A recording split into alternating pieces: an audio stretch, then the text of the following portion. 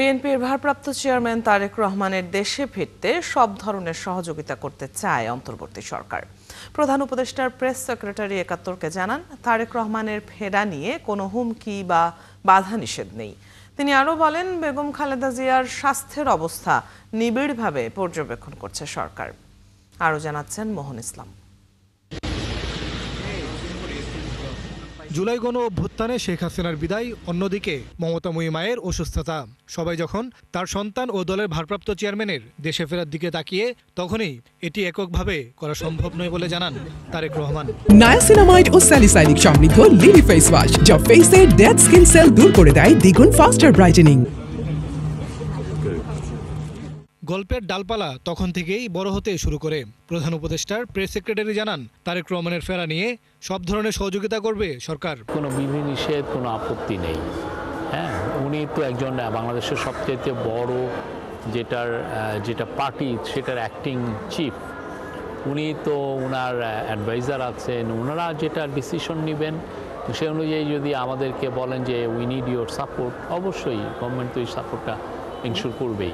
এদিকে সাবেক প্রধানমন্ত্রী বেগম খালেদা জিয়ার স্বাস্থ্যের পরিস্থিতি সার্বক্ষণিকভাবে পর্যবেক্ষণ করছে সরকার।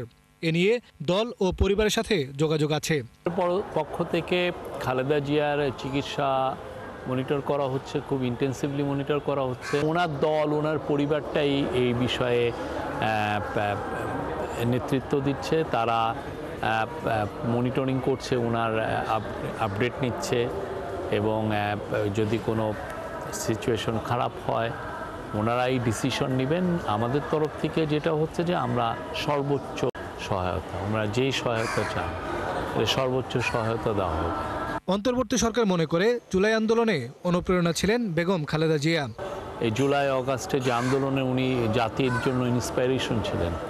আমাদের ইয়াং যারা যোদ্ধারা হাসিনা বিরুদ্ধে যারা আন্দোলন করেছে, তারা সবাই তো ওনার থেকে ইন্সপাইরেশন নিয়েছেন। প্লাস ওনার একটা সংগ্রামী জীবন, দীর্ঘ একটা সংগ্রামী জীবন। তো আপনি দেখেন বাংলাদেশের সবাই তার বিষয়ে সবাই একমত, সবাই। উনি একটা এখন জাতীয় নেত্রীর হিসেবে আছেন। প্রধান উপদেষ্টা নিজেও বেগম জিয়ার খোঁজখবর রাখছেন বলেও জানান press secretary. Adviser Asif Nazrul, law adviser Asif নজরুলকে পাঠিয়েছিলেন।